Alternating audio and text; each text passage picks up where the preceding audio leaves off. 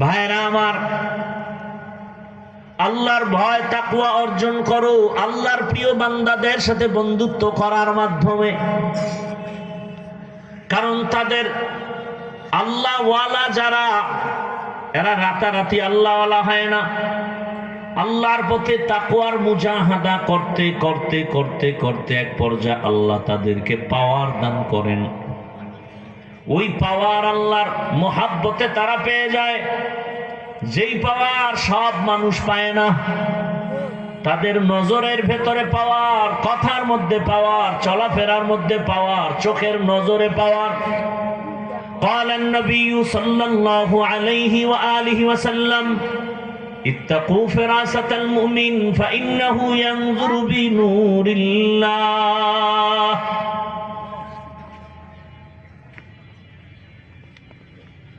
ভাইরা আমার, আল্লাহর নবী বলেন, জমিনের যারা প্রিয় মুমিন, আল্লাহর খাঁটি গোলাম, এদের ফেরাসাতের পাওয়ার। এই দিকে তোমরা সতর্ক থাকো, কারণ তোমরা যা দেখো না, আল্লাহর প্রিয় গোলাম যারা, তারা অনেক কিছু দেখেন। হযরত ওমরে ফারুক রাদিয়াল্লাহু তাআলা খুতবা দিতেছেন, হঠাৎ করে জবান থেকে একটা অপ্রাসঙ্গিক আওয়াজ দিলেন, ইয়া সারিয়াতাল জাবাল, ইয়া সারিয়াতাল জাবাল। এই সারিয়া, পাহাড় পাহাড় পাহাড়। ওমরে ফারুক মদিনাতুল মুনাওয়ারা, আর সারিয়া পাহাড়ের পাদদেশে কোথায়? বলে ইরানে যুদ্ধ চালায় 2000 কিলোমিটার দূর। সারিয়াকে জিজ্ঞাসা করা হলো, ওমরের কণ্ঠের আওয়াজ তুমি শুনছো? কয়, কাছে বসে যেমনে শুনে তেমনেই শুনেছি। এই জন্যই তো ভালোর সাথে থাকলে ভালো। বাসে লেখা ধূমপান নিষেধ, এরপরও থামে না কেন? বলে পরিবেশ ভালো না। আয়াত হাদিসের তর্জমা শেষ। হাদিসের উপরে 2-4 মিনিট কথা বলি। নবীজি বললেন, মান তাশাব্বাহা বিকৌমিন ফাহুয়া মিনহুম। দুনিয়াতে যে ব্যক্তি যেই দলের সাথে, কৌমের সাথে সম্পর্ক রাখবে, হাসরের দিন তাদের সাথেই উঠবে। এখান থেকে আমাদের বহু শিক্ষণীয় বিষয়। আপনি আমি দাবি করি মুসলমান, কিন্তু অন্তরে ভালোবাসা কোন দিকে, এটা হিসাব করতে হবে। আপনার উঠা বসা ভালোবাসা যদি আব্রাহাম লিঙ্কনের সাথে হয়, আব্রাহাম লিঙ্কনের গণতন্ত্রের সাথে যদি হয়, যেই গণতন্ত্রের মূল স্লোগান হলো সব ক্ষমতার মালিক জনগণ, কিয়ামতের দিন আপনার হাসরটা সে আব্রাহাম লিঙ্কনের সাথেই হবে। আল্লাহ হেফাজত করেন। আপনার আমার সম্পর্কটা যদি ভালোবাসা, মোহাব্বত, উঠা বসা যদি এরশাদ সাহেবের আদর্শ নিয়ে হয়। অনেক মানুষ রসুলের আদর্শের জন্য জীবন দিতে চায় না, কিন্তু নেতার আদর্শের জন্য জীবন দিতে চায়। তাহলে হাসরের দিন এরশাদ সাহেবের সাথেই হাসর হবে। অর্থাৎ যেই আদর্শ আপনি লালন করেন, এই আদর্শের যে প্রতিষ্ঠাতা, আমদানিকারী, তাদের সাথে আপনার উঠতে হবে। আপনার আমার ভালোবাসা, উঠা বসা, মোহাব্বত যদি শেখ মুজিবুর রহমান সাহেবের আদর্শের সাথে হয়, তার সাথেই কিয়ামতের দিন হাসর হবে। যদি জিয়াউর রহমান সাহেবের আদর্শের উপরে হয়, তাদের সাথেই হাসর হবে। যদি রসুলের রেখে যাওয়া সুন্নাত, কোরআন, ইসলামের সাথে আপনার সম্পর্ক, ভালোবাসা, উঠা বসা থাকে, ওলামায়ে আহলে হকদের সাথে চলাফেরা থাকে, কিয়ামতের দিন ইসলামের ধারক বাহক উলামায়ে কেরাম, আম্বিয়ায়ে কেরাম, সাহাবায়ে কেরামদের সাথেই হাসর হবে। এখন আপনার চিন্তা, আপনি কোন লাইনে চলবেন এটা আপনার সিদ্ধান্ত। কারণ দুনিয়াটা তো পরীক্ষার হল। পরীক্ষার হল, এখানে স্বাধীনতা দেওয়া হয়। প্রশ্নের উত্তর যে সঠিক লিখবে, যে ব্যাঠিক লিখবে, সবার জন্য সমান।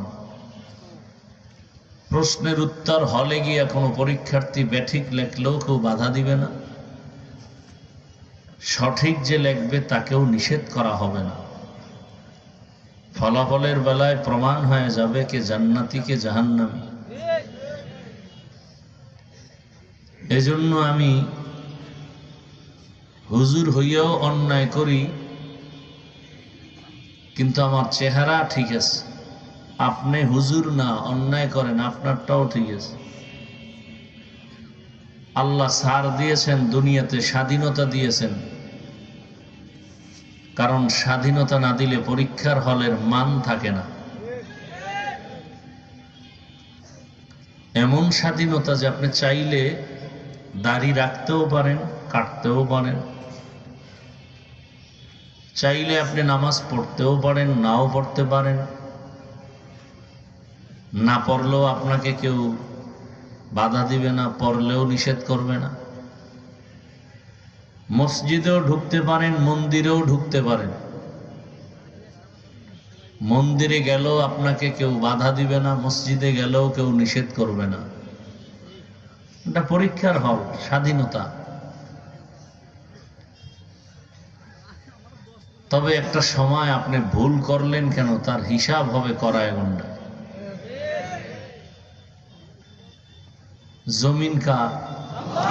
আসমান কার? আল্লাহর। সূর্যের আলো, চাঁদের আলো, বাতাস, পানি, এগুলো আমাদেরকে কে দিয়েছেন? তো সে আল্লাহর দেওয়া জমিনে আছেন, আল্লাহর দেয়া আসমান, আল্লাহর দেয়া সব কিছু ভোগ করতেছেন, কিন্তু সে আল্লাহকে মানতে আপনার এত কষ্ট কেন? সমস্যাটা কোথায় বের করতে হবে। এখানে আমরা যারা বসছি সবাই আমরা মুসলমান। আপনাদের আল্লাহ একজন, আমার আল্লাহ আর একজন না? এক। আপনাদের কোরআন আমার কোরআন, আপনাদের নবী আমার নবী, আপনাদের কাবা আমার কাবা, আপনাদের ধর্ম আমার ধর্ম, আপনাদের কালেমা আমার কালেমা, দুনিয়াতে আসার সিস্টেম আপনার আমার, বিদায় বেলা কাফনের সংখ্যা আমারও 3টা, আপনারও 3টা, মহিলাদের 5টা। কালার হবে আলাদা না? কালারও এক। কি কালার হবে? কবরের সাইজ একটু আলাদা হবে না? কবরের সাইজও এক, কবরের প্রশ্ন সব এক।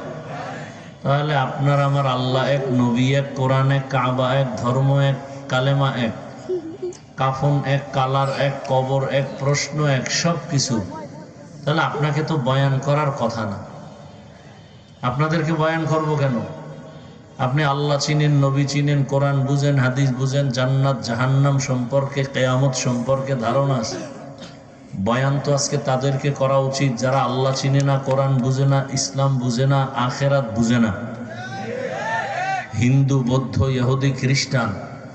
চট্টগ্রামের পাহাড়ে গিয়ে বয়ান করা উচিত। ওখানে খ্রিস্টান মিশনারিরা টাকা দিয়ে মুসলমানকে বিধর্মী বানায়।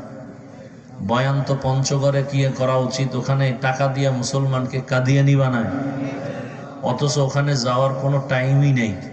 আপনাদের পেছনে ঘুরতে ঘুরতে ঘুরতে ঘুরতে গাদা হয়ে গেছে। শুধু আমি একা, সব ওলামায়ে কেরাম।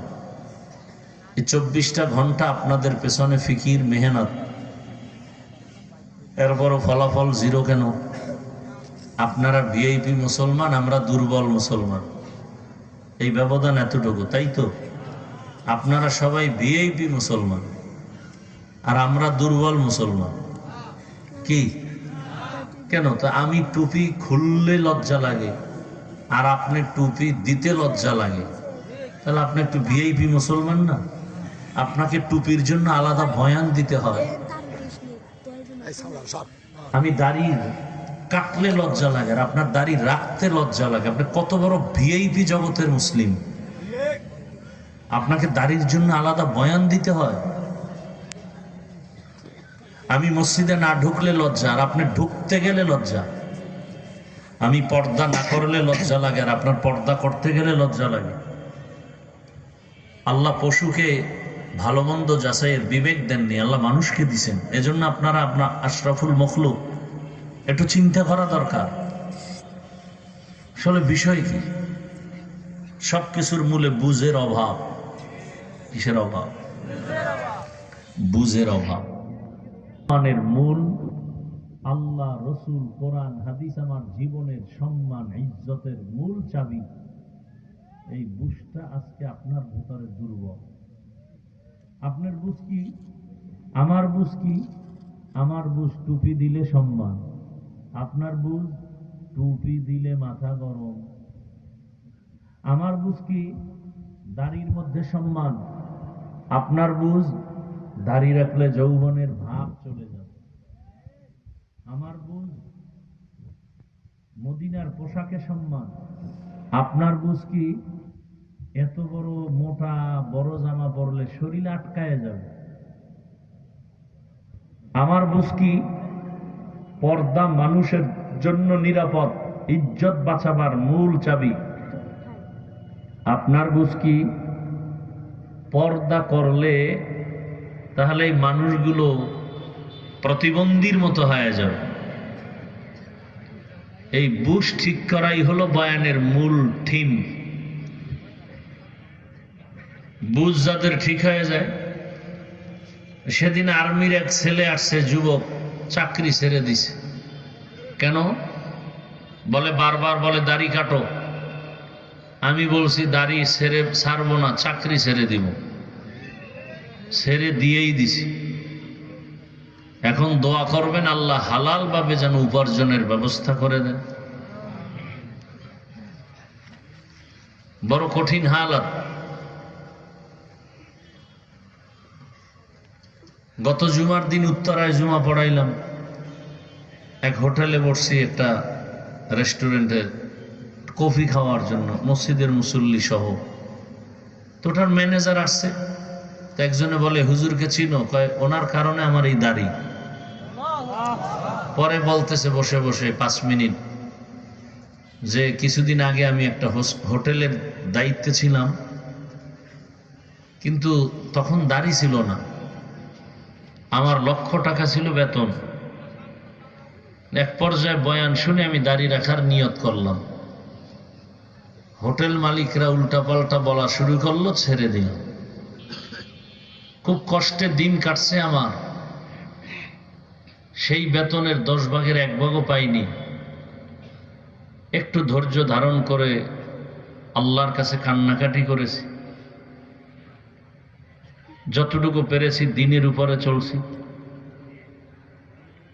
এখন উত্তরার মতো জায়গায় 2 হোটেলের টোটাল জিম্মাদারি আল্লাহ আমাকে দিছেন। এখন 2 হাতে আল্লাহ হালাল ভাবে টাকা নিতেছি। আমার টাকা খাওয়ার মতো লোকের অভাব। আসলে এই দুনিয়াতে যদি কেউ চায় আমি হালাল ভাবে চলবো, আল্লাহ তার রাস্তা ওভাবেই খুলবেন। একটু পরীক্ষা নিবেন। আর কেউ যদি হারাম ভাবে চলতে চায়, ওর কপালে হারামই আসবে।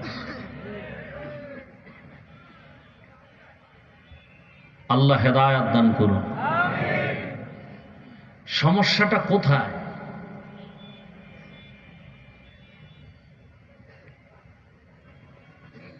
আসলে আমাদের পরিবেশগতভাবে আমরা যথেষ্ট পরিমাণ দুর্বল হয়ে গেছি।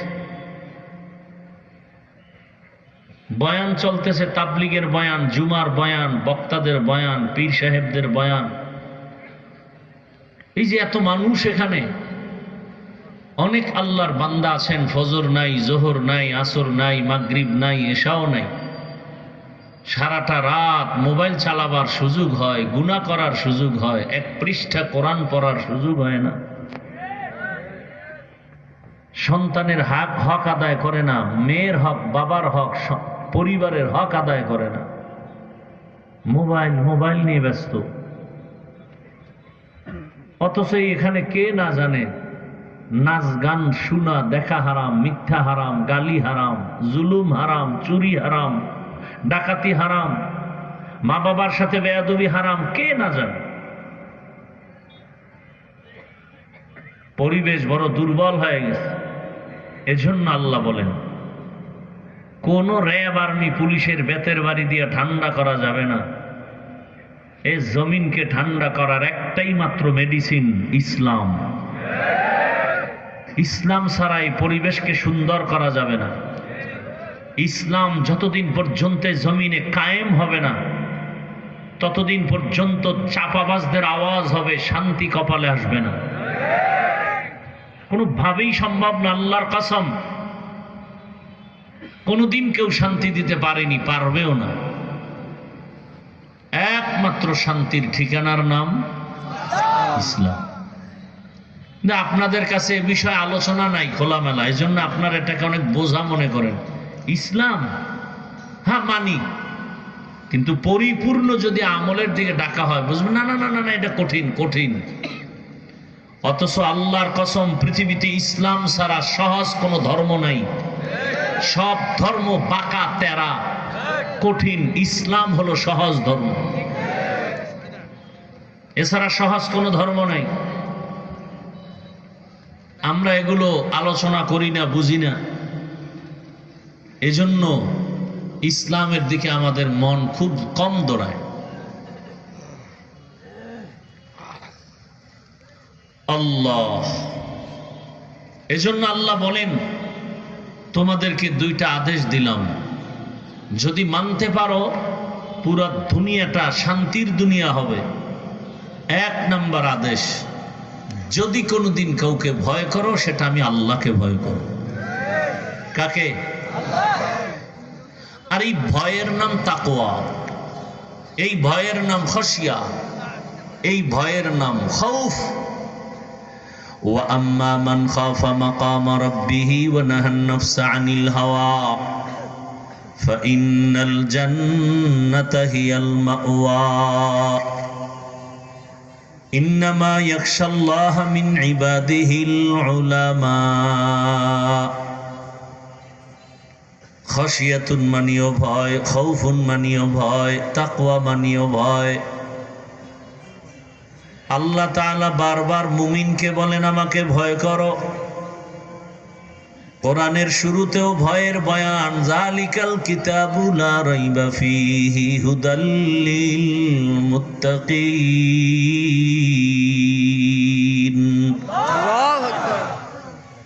কোরআনের শেষেও আল্লাহকে ভয় করার কথা।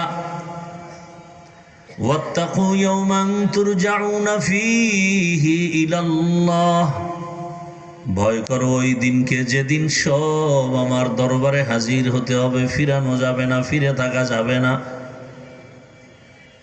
এমন কি আপনার আমার নবী যার কোনো গুনাহ নাই, সেই রহমতের নবী যাকে আল্লাহ বড় আদর করে পাঠিয়েছেন মক্কা নগরীতে, কেমন রহমতের নবী আমার। মুসা নবী আল্লাহর বন্ধু, ঈসা নবী আল্লাহর বন্ধু, ইব্রাহিম নবী আল্লাহর বন্ধু, সব নবী আল্লাহর বন্ধু। আপনার আমার রসুল, তিনিও আল্লাহর প্রিয় বন্ধু। ব্যবধানটা কোথায়? সব নবী রসুল আমার আল্লাহ তাআলার আশিক, আর আমার আল্লাহ নিজে হলেন মুহাম্মদের আশিক। ব্যবধান আছে না নাই? ইমামুল আউয়ালিন আল আখিরিন, বহর সাদকা রাহমাতাল লিল আলামিন, সাইয়্যিদুল কাউনাইন খাতমুল মুরসালিন, আখির আমদ বুদ ফখরুল আউয়ালিন। রহমতের নবী, যে নবীর কোনো গুনাহ নাই, সেই নবীকেও আমার আল্লাহ বলেন হে রাসূল আমাকে ভয় করেন। ইয়া আইয়ুহান নাবিয়্যুত্তাকিল্লাহ ওয়া লা তুতি'ল কাফিরিনা ওয়াল মুনাফিকিন। হে নবী আমাকে ভয় করেন, কাফের মুনাফিকের অনুসরণ করবেন না। এখন যদি আমি আপনাদের জিজ্ঞাসা করি, আপনারা কারা কারা আল্লাহকে ভয় করেন, যদি প্রশ্ন করি, এই ময়দানের প্রত্যেকটা মানুষ হাত উঁচু করে বলবে আমরা আল্লাহকে ভয় করি। অনেক চালাক যারা তারা বলবে হুজুরদের থেকেও বেশি ভয় করি। অথচ এই প্যান্ডেলে এমন আল্লাহর আশেক বান্দা আছেন ঠিক মতো হালাল ভাবে উপার্জন করেন না, হারাম পথে চলেন। হারাম ভাবে উপার্জন করেও বলে আল্লাহকে ভয় করি, আর আমি হালাল পথে থেকে বলি আল্লাহকে ভয় করি। আপনি নামাজ না পড়ে বলেন আল্লাহকে ভয় করি, আমি নামাজ পড়িয়া বলি আল্লাহকে ভয় করি। আপনি পর্দা না করে বলেন আল্লাহকে ভয় করি, আমি পর্দা পরিপূর্ণ পালন করে বলি আল্লাহকে ভয় করি। দুই ভয় কি সমান? কি দুই ভয় কখনো মূলত আসলে আপনি ভয় কি জিনিস বুঝেনি না। ভালো করে খেয়াল করেন, একটা সন্তান মা বাবাকে ভয় করে, তার প্রমাণ কি?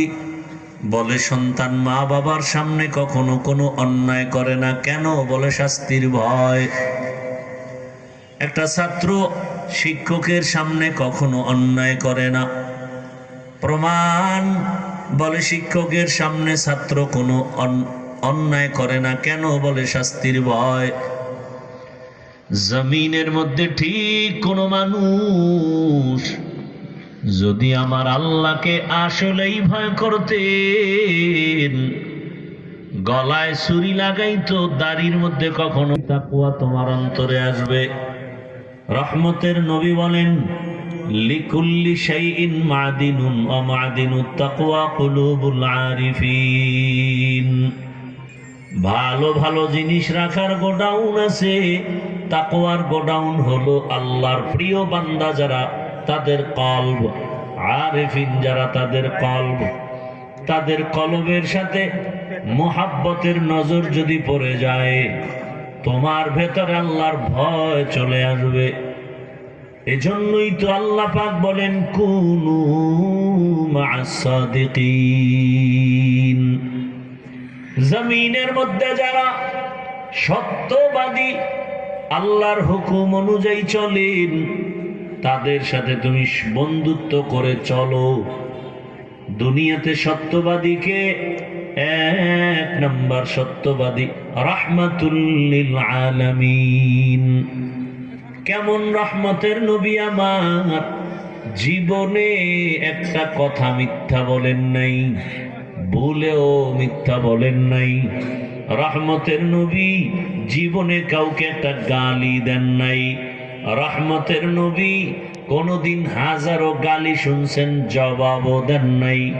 শুধু তাই না, রহমতের নবী আমার দুটো চোখ গরম করে কারো দিকে তাকান নাই। রহমতের নবীর আদর্শ এত সুন্দর, ওই আদর্শের কারণে মক্কার চরিত্রহীন মানুষগুলো অল্প দিনে এত দামি হয়ে গেল, আল্লাহ যাদের নামে জান্নাতের টিকিট পাঠায় দিয়েছেন। রহমতের নবীর এত সুন্দর আদর্শ, ওই নবীর আদর্শ মেনে সততার সাথে যারা চলবে এরাই হলো সত্যবাদী। আর নবীর আদর্শ পরিপূর্ণ মানিয়া সততার সাথে চলার জন্য কোরআন হাদিস নবী রেখে গেছেন, আর এটা ধারণ করনেওয়ালা উলামায়ে কেরাম। ওই উলামায়ে কেরামরা নবীর আদর্শ লালন করে চলেন। এদের সাথে সম্পর্ক তৈরি করে দাও, তোমার জীবনটাও সুন্দর হয়ে যাবে। এটাকে বাংলায় এরকম বলা হয় প্রবাদ হিসেবে, সৎসঙ্গে স্বর্গবাস, অসৎ সঙ্গে সর্বনাশ। বাসের ভেতরে লেখা আছে ধূমপান নিষেধ, আছে না নাই? এরপরও কেউ ধূমপান করেনি। টাকা না থাকলেও ধার করে করে। এই আপনারা এরকম করেন কেন?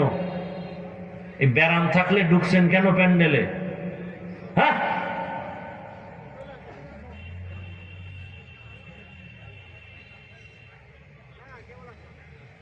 আল্লাহ হেদায়েত দান করুন। আমিন। মজা করতে আসছেন না? সব জায়গায় চালাকি করা যায় না, বহু চালাক ল্যাংটা হয়ে রাস্তায় ঘুরতেছে, এটা চালাকির জায়গা না। এই মাটির মধ্যে বসা এটা কপাল লাগে, কপাল। এই ঠান্ডার মধ্যে মাটির মধ্যে বসে থাকে, এটা কপালের বিষয়। সব কপালওয়ালারা পারে না, পাঠার কপালে সিঁদুর লাগে না। আল্লাহ হেদায়াত দান করুন। এই প্যান্ডেলের দাম কত জানেন? আল্লাহ পাক এরকম এক মজলিস আরশে আজিমে ফেরেশতা দিয়ে মিলাই দিছেন, আমাদের প্রশংসা করতেছেন, আর শেষ ঘোষণা দিছেন এই প্যান্ডেলে যারা বসছে এদের জীবনের সব গুনাহ মাফ।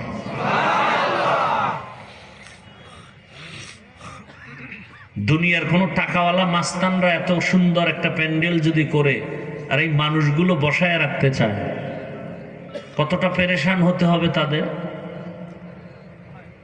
এক নাম্বার কথা হলো এই জান্নাতি মানুষ একটাও আসবে না, সব গাঞ্জাখোরেরা আসবে। দ্বিতীয়, এই মানুষগুলো আনার জন্য তাদের কি করতে হবে? প্রথমে ফ্রি গাড়ি দিতে হবে। কথা ঠিক? আপনাদের গাড়ি দিছে? এরপরে এখানে আসার পরে ভিআইপি বসার চেয়ার লাগবে। আপনাদের চেয়ার দিছে?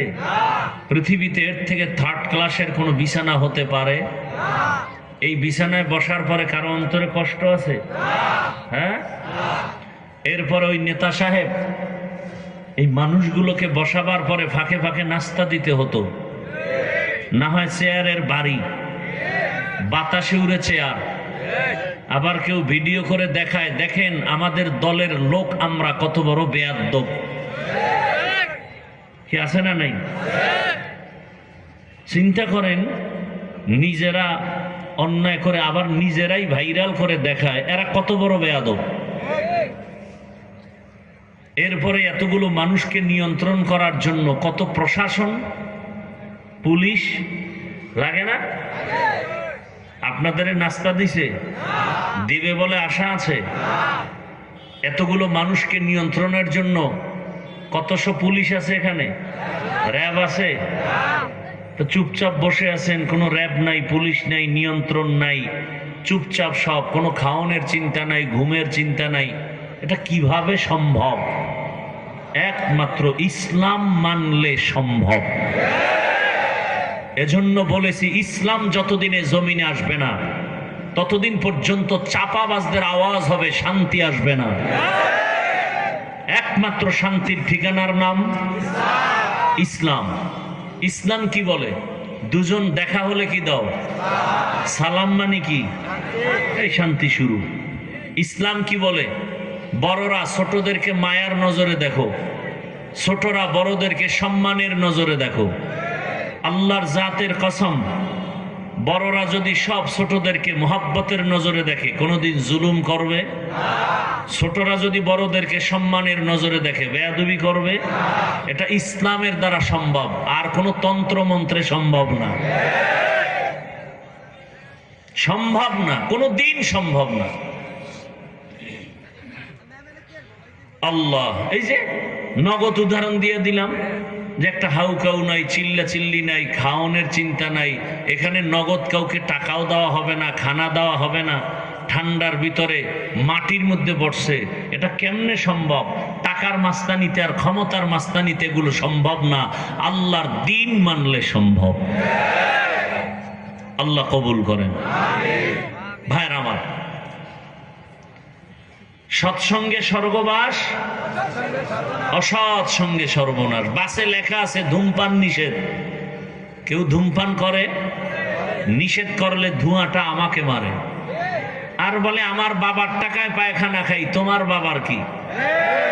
দুনিয়াতে যত ফাও আকাম আছে এর মধ্যে বড় আকাম হলো বিড়ি টানা। কেউ যদি মদ পান করে এটাও একটা আকাম, কিন্তু এটার লাভ আছে না নাই? শরীরে এনার্জি বাড়ে।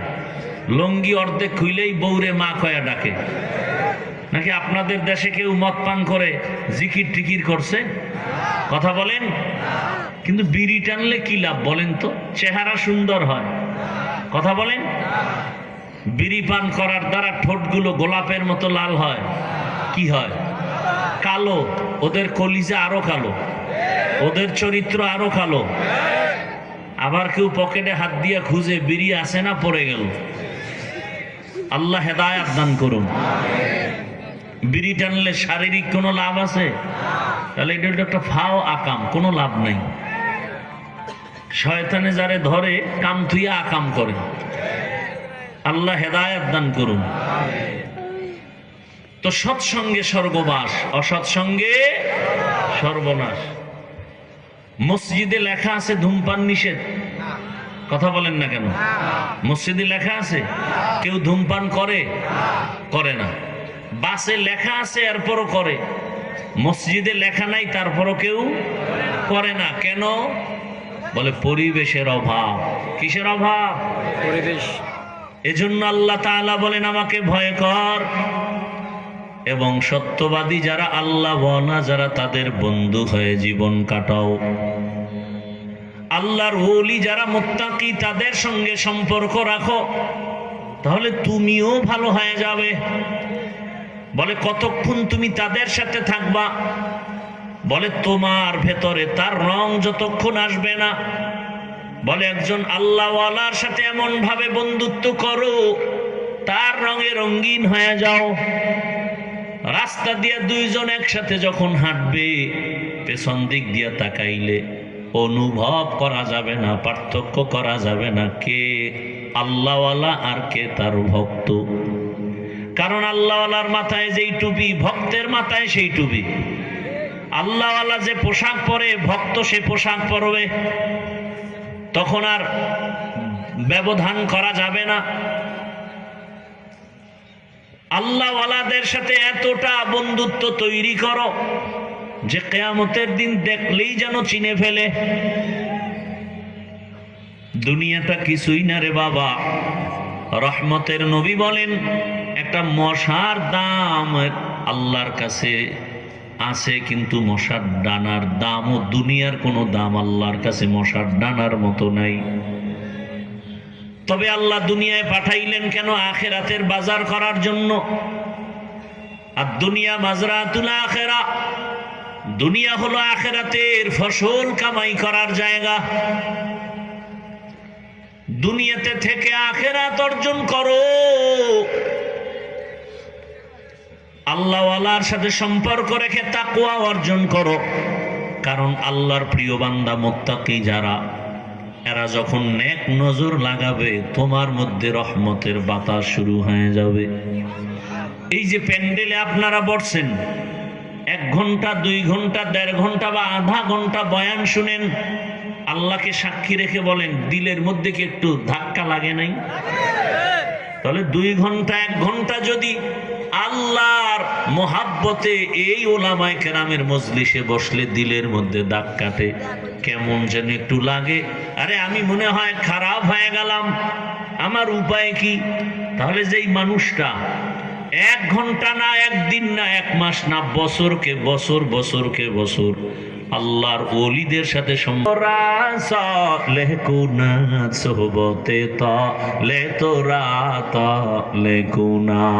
এক জামানা সোহবতে বা আউলিয়া বেহতেরাজ সদ সালা তাআত বেরিয়া। ভাইরা আমার, আল্লাহর ভয় তাকওয়া অর্জন করো আল্লাহর প্রিয় বান্দাদের সাথে বন্ধুত্ব করার মাধ্যমে। কারণ তাদের আল্লাহওয়ালা যারা, এরা রাতারাতি আল্লাহওয়ালা হয় না। আল্লাহর পথে তাকওয়ার মুজাহাদা করতে করতে করতে করতে এক পর্যায়ে আল্লাহ তাদেরকে পাওয়ার দান করেন। ওই পাওয়ার আল্লাহর মোহাব্বতে তারা পেয়ে যায়, যেই পাওয়ার সব মানুষ পায় না। তাদের নজরের ভেতরে পাওয়ার, কথার মধ্যে পাওয়ার, চলাফেরার মধ্যে পাওয়ার, চোখের নজরে পাওয়ার। قال النبي صلى الله عليه وآله وسلم اتقوا فراسة المؤمن فإنه ينظر بنور الله।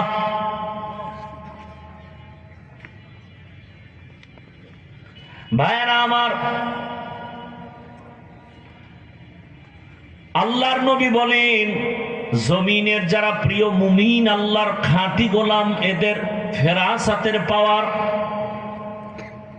এই দিকে তোমরা সতর্ক থাকো, কারণ তোমরা যা দেখো না, আল্লাহর প্রিয় গোলাম যারা তারা অনেক কিছু দেখেন। হযরত ওমরে ফারুক রাদিয়াল্লাহু তাআলা খুতবা দিতেছেন, হঠাৎ করে জবান থেকে একটা অপ্রাসঙ্গিক আওয়াজ দিলেন, ইয়া সারিয়াতাল জাবাল, ইয়া সারিয়াতাল জাবাল, এই সারিয়া, পাহাড় পাহাড় পাহাড়। ওমরে ফারুক মদিনাতুল মুনাওয়ারা, আর সারিয়া পাহাড়ের পাদদেশে কোথায়? বলে ইরানে যুদ্ধ চালায় 2000 কিলোমিটার দূর। সারিয়াকে জিজ্ঞাসা করা হলো, ওমরের কণ্ঠের আওয়াজ তুমি শুনছো? কয়, কাছে বসে যেমনে শুনে তেমনেই শুনেছি। এই জন্যই তো ভালোর সাথে থাকলে ভালো। বাসে লেখা ধূমপান নিষেধ, এরপরও থামে না কেন? বলে পরিবেশ ভালো না। দেখেন আমাদের মাদ্রাসা এলাকায় স্কুল আসেনি, বলেন মাদ্রাসা?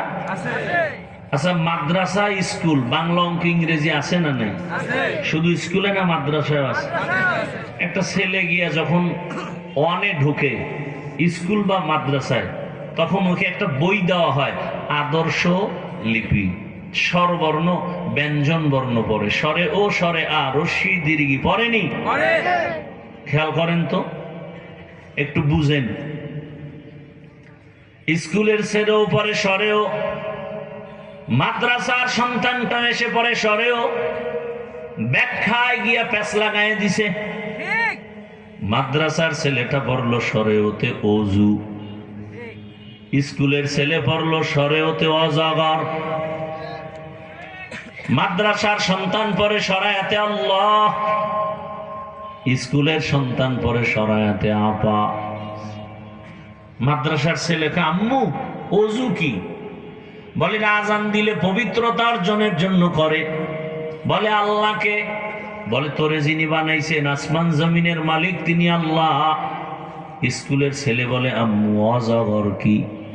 মা কয় এটা একটা ভিন্ন প্রাণী, মেজাজ গরম, যারে পায় ধরে আর মারে। সন্তানি অজগরের এই বয়ানটা অন্তরে ঢুকায় লালন করতেছে, আর মেজাজ গরম হচ্ছে। কিছুদিন পরে বাসায় ঢুকে আর কথায় কথায় মেজাজ, গেলাস ভাঙে, প্লেট ভাঙে, সুকেশ ভাঙে। মা কয় এমন কেন করো? বলে অজগর কি? মাদ্রাসার একটা ছেলে এরকম বেয়াদব দেখাইতে পারবেন? কথা বলে। মাদ্রাসার ছেলে এসে পরে রব্বি জিদনি ইলমা, রব্বি জিদনি ইলমা। স্কুলের ছেলে ওখানে রব্বি জিদনি ইলমা পড়ে। আমার সন্তান পড়ে রব্বির হামহুমা কামা রব্বায়ানি সগীরা। আর স্কুলের ছেলে পড়ে কিরিং কিরিং টেলিফোন, হ্যালো হ্যালো হ্যালো। কে তুমি? কাকে চাও? বলো বলো বলো। আমি ম্যাও, হ্যালো ক্যাট, বিড়ালকে চাই, জরুরি খবর আছে ডেকে দাও তাই। হামটিমা টিম টিম, তার খাড়া দুটো শিং, তারা মাঠে পারে ডিম। আমি কি বানায় বললাম? এই আকাম চলে না? চলে না? জুলাই স্বাধীন করছেন, এরপরও তো আকাম বন্ধ নাই। এরপরও শুনি গান শিখাইতে শিক্ষক দিবে কি? হুজুরেরা যখন রাস্তায় নামছে, আস্তে লেজ গুটায় সব ঠান্ডা হয়ে গেছে। বাংলাদেশের একটা চরিত্র ভালো যে আলেম ওলামারা নামলে সে আন্দোলন কামিয়াব। কোন নাস্তিকের আর মাস্তানি চলে না, কোন বেয়াদবের বেয়াদবি চলে না। কিন্তু দুঃখ, জুলাই স্বাধীনের পরেও আকাম বন্ধ হয়েছে, আন্দোলন এখনো চলে না? চলে না? বুঝা গেল এই স্বাধীন সফল হয়নি। সফল স্বাধীনতার জন্য আরেকবার আন্দোলনে নামতে হবে, এবং এমন সফল স্বাধীন হবে যেই সফল স্বাধীন হওয়ার পরে মা ইজ্জত নিয়ে রাস্তায় চলবে, কেউ চোখ তোলার সাহস পাবে না, ওর চোখ উপড়ে ফেলা হবে। ব্যবসায়ী শান্তিভাবে ব্যবসা করবে, চাকরিজীবী নির্বিঘ্নে চাকরি করবে, কোনোদিন কেউ তার উপর আঙ্গুল তুলবে না। আর সেই স্বাধীন হবে নিরাপদ কল্যাণমুখী স্বাধীন, আর সে স্বাধীন হবে ইসলামের স্বাধীন। কিসের স্বাধীন? ইসলামের স্বাধীন যতদিন হবে না ততদিন পর্যন্ত এই সমাজে শান্তি আসবে না, আল্লাহর কসম করে বলে গেলাম। এখন একদল টেনশনে আছে, ইসলাম আসলে আমগো বিড়ি খাওয়ার উপায় কি? যেটি খাওয়ার আগে পরে বিড়ি। পৃথিবীর একজন জগৎ বিখ্যাত আল্লাহর ওলি, জগৎ বিখ্যাত আলেম শাহ আতাউল্লাহ বুখারী রহমতুল্লাহ আলাইহি, তিনি বয়ান করতেছেন জান্নাতের মা তাশতাহি আনফুসুকুম, জান্নাতে যা চাইবা তাই পাইবা। একজনে কয় হুজুর জান্নাতে বিড়ি ভাঙুনি? যেমন প্রশ্ন তেমন জবাব। হুজুর কয় বিড়ি যদিও পাও তো ধরাবার জন্য তো আগুন লাগলে জাহান্নামে যেতে হবে, আর সেখানে গেলে টের পাবি কত ধানে কত চাল। আচ্ছা, এই প্যান্ডেলে কি কোনো বিড়ি খাওয়ানোর মানুষ নাই? সত্য কথা বলে আছে। সত্যিকার অর্থে জবাব দেন, এই প্যান্ডেলে যতক্ষণ বয়ান চলতেছে একজন বিড়ি ঘুরু কি একটা বিড়ি টানছে? কেন? ওরে মারবে কেউ টানলে? না মাইকে ঘোষণা হয়েছে এনে বিড়ি টানা যাবে না? হয়েছে? তাহলে এরপরে একটা বিড়ি টানে নাই, ভিতরে কোনো চিন্তাও আসে নাই। কারণটা কি বলেন তো? হ্যাঁ, ইসলাম দেশে আসলে পুরা বাংলাদেশের পরিবেশ এরকম এত সুন্দর হবে, মদখোর বিড়িখোর নিজের থেকেই বলবে মদ পান করা যাবে না, বিড়ি টানা যাবে না। সে পরিবেশ বাংলাদেশে নাই। পরিবেশ তাকে বাধ্য করবে, জোর করা লাগবে না। আচ্ছা, দাড়ি জাগো নাই, এরা মসজিদে নামাজ পড়তে যায়নি? যায় না? ইমাম সাহেবরা কি বের করে দিছে? তাই ইসলাম আসলে আপনাকে বের করবে কেন? আপনাকে বুঝাবো, এখন যেরকম বুঝায় সেরকম বুঝানো হবে। কাউকে ডান্ডার বাড়ি দেওয়া লাগবে না। ইসলাম বাই ফোর্স নয়, ইসলাম বাই চয়েস। মানুষকে জোর করে কালেমাওয়ালা বানায় না, মানুষ স্বেচ্ছায় আল্লাহর দিকে আগায় যায়। আপনারা ইসলামটাকে এত কঠিন মনে করেন কেন? ইসলাম আসলে সমস্ত গরিব ধনী হয়ে যাবে, আল্লাহর কসম করে বলছি। আমার বাংলাদেশে একটা গরিব আর গরিব থাকবে না। ইসলাম আসলে সব ধনী হয়ে যাবে, যাকাত নেওয়ার লোক থাকবে না। আর যতদিন ইসলামের অর্থনীতি থাকবে না ততদিন ফকির আরো ফকিন্নি হবে, ধনীরা আরো ধনী হয়ে যাবে। আপনাদের এখানের একটা গরিব কোন থানা? বলমারি গিয়া যদি ব্যাংকে কয় আমার 1 কোটি টাকা দাও, রিক্সাওয়ালা চাইলে দিবে? তোরে দেওয়া যাবে না, তোর বাড়ি গেরিয়েছে। কয় না, ঘর নাই, দুয়ার দিয়ে ঘুমাই, ঘরে ইঁদুর পরে আর মরে। হবে না, যাও। বলে কাকে দিবা তুমি ব্যাংকের লোন? কয় 1 কোটি কেন, 1000 কোটি দিব, যার আছে তাকে দিব, তেলা মাথায় আমরা তেল দেই। এক একজন মানুষ কোটিপতির 500,000 কোটি টাকা লোন আছে না নাই? তাহলে দুনিয়ার অর্থনীতি, পুঁজিবাদী অর্থনীতি গরিবকে আরো ফকির বানায়, ধনীকে আরো ধনী বানায়। দেখেন না, এলাকায় বড় লোক আছে না? কোন গরিব গিয়া যদি কয় ভাই আমার 5,000 টাকা দেন, 1 সপ্তাহ পরে দিব ধার, কয় নাই নাই নাই। কানের মধ্যে গিয়া যদি মুখ লাগায় আসতে কয় লোন লোন, কয় লাখ নিবি? কি সুদে দাও, সুদে। কয় লাখ? তখন দেয় না? দেয়। চিহ্নিত হারামখোর আছে না নাই? যারা সুদের সাথে জড়িত, 24 ঘন্টার সেকেন্ডে সেকেন্ডে সেকেন্ডে অল টাইম গর্ভধারিণী মায়ের কবুল হবে না, ও মোনাজাত দিলেও কবুল হবে না তওবা না করা পর্যন্ত। এরকম সুদখোর নাই,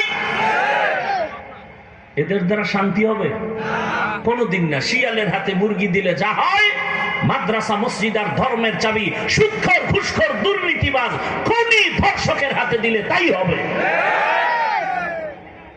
কাপুরে লাগছে গোবর, গোবর চিনেন এমনি? বছরে 2-1 বার ইন্ডিয়ার থেকে গোবর আসে। লঙ্গির ভিতরে গোবর লাগলে পাক না না পাক? কথা বলেন না কেন? এখন এটা পাক করতে কি লাগবে? পানি। অচেনা পথে এখন পানি খুঁজতেছে, পায় না আধা ঘন্টা ঘাম না পাইয়া গাছের নিচে বসে আছে। একজনে কয়, কিও ভাই তুমি এত পেরেশান কেন? কয় লঙ্গিত গোবর লাগছে, পানি পাই না। কয় তুমি কি বোকা নাকি? পানি তো স্পেশালটা তোমার নিজের কাছেই আছে, আছে না নাই? নাম কি? প্রস্রাব। কয় ভাই বুদ্ধিটা তুই আধা ঘন্টা আগে আসিলি, যদি দিতি তো আমার তো এত পরেশান হতে হতো না। উনি প্রস্রাব দিয়ে গোবর ধুয়ে দিছে। কি মনে হয় আপনাদের লঙ্গি পাক না আরো না পাক?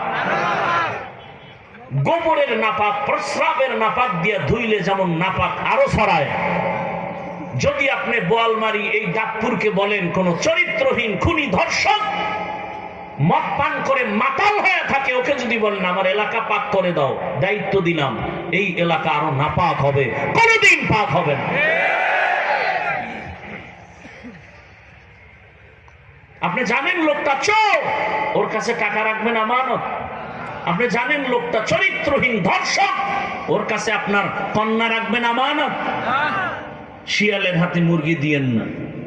অনুরোধ, আমি কোন দলের দালালি করি না, আমি কোন ইসলামী রাজনীতির বর্তমান দলের কোন দায়িত্ব না, কিন্তু আমার জীবনের মূল ইসলাম।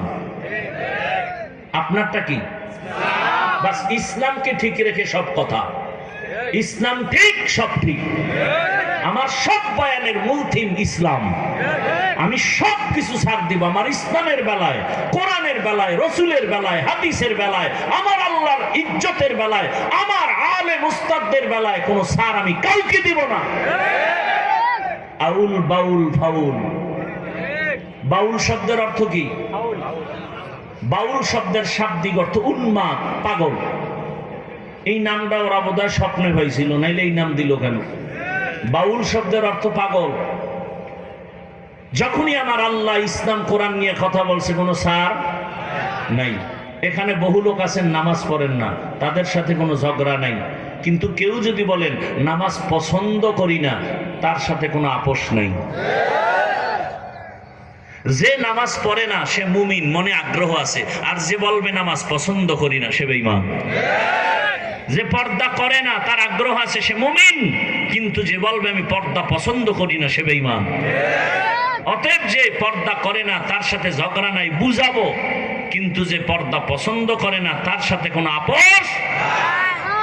আপনি আল্লাহর কোরআনের রাষ্ট্রনীতি এইটা বুঝি ইসলামে নাই, রাজনীতি নাই ইসলামে, তাহলে আল্লাহ বোধহয় সব নীতি দিছেন, রাজনীতির কথা কোরআনে বলতে আল্লাহ বোধহয় ভুলে গেছিলেন কি?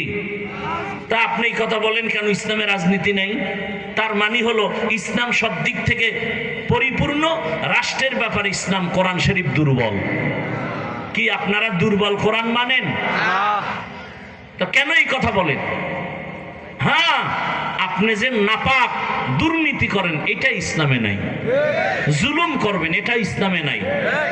ইসলামে আছে পবিত্র, মানুষকে ভালো মানাবে, দেশকে ভালো মানাবে, কল্যাণমুখী নীতি ইসলামের নীতি। হ্যাঁ, এখন আপনি যদি বলেন আমি রাজনীতি করি না, ওই যে আগের মতো নামাজ পড়েন না, এই কথায় আপনার সাথে দ্বন্দ্ব নাই, কিন্তু যদি বলেন পছন্দ করি না, সেখানে কোনো আপোষ নাই। সুলাইমান নবী গোটা দুনিয়া পরিচালনা করছেন, এ কথা কোরআনে আছে। ইউসুফ নবী মিশরের অর্থমন্ত্রী ছিলেন, এ কথা কোরআনে আছে। কথা বলেন। জুলকারনাইন গোটা দুনিয়া চালাইছেন, কথা কোরআনে আছে। আছে। আমার রহমতের নবী মদিনার রাষ্ট্র চালাইছেন, ইসলামে কথা আছে। তাহলে কেন বলবেন যে রাষ্ট্রনীতি নাই?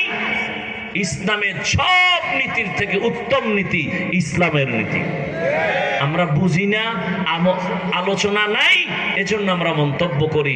অন্তত না জেনে মন্তব্য থেকে চুপ থাকা উত্তম। যেহেতু আমরা মুসলমান, ইসলামকে আমাদের মুকুট বানায় চলবো ইনশাআল্লাহ। কি ইসলামকে অপমান হতে দিবেন? কখনো যেন ইসলামকে কেউ খাটো করার সুযোগ না পায়। আল্লাহ সবাইকে হেদায়াতের দৌলত দান করেন। আরো মহাব্বতে বলেন। আপনাদের ঘুম আসতেছে? এখন কি ঘুমের টাইম? আমি তো জানি রাতে বাঙালিরা মোবাইলের হক আদায় করে, কেউ ঘুমায় না। কথা ঠিক না? কিন্তু মোবাইলের হক আদায় করতে গিয়া নেক হয় না গুনাহ?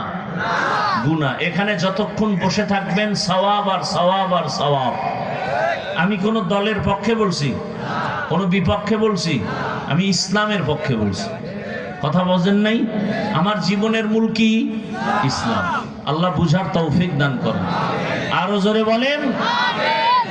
এই যতক্ষণ বয়ান শুনছেন, টোটাল বয়ানের বরকত দোয়ার মধ্যে, মোনাজাতে। এবার যাদের কোনো গুনাহ নাই, এগো দোয়ার দরকার নাই।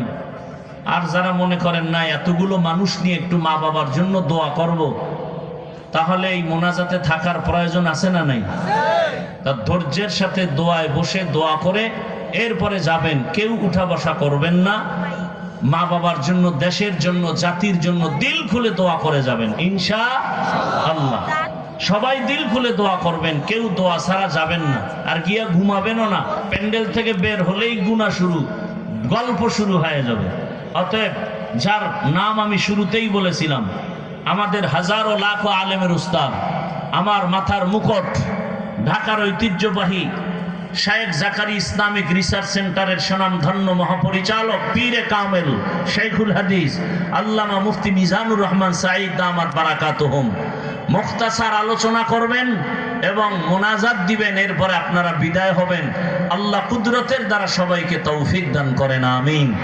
সুবহানাল্লাহি ওয়া বিহামদিহি, সুবহানাকাল্লাহুম্মা বিহামদিকা, আশহাদু আল্লা ইলাহা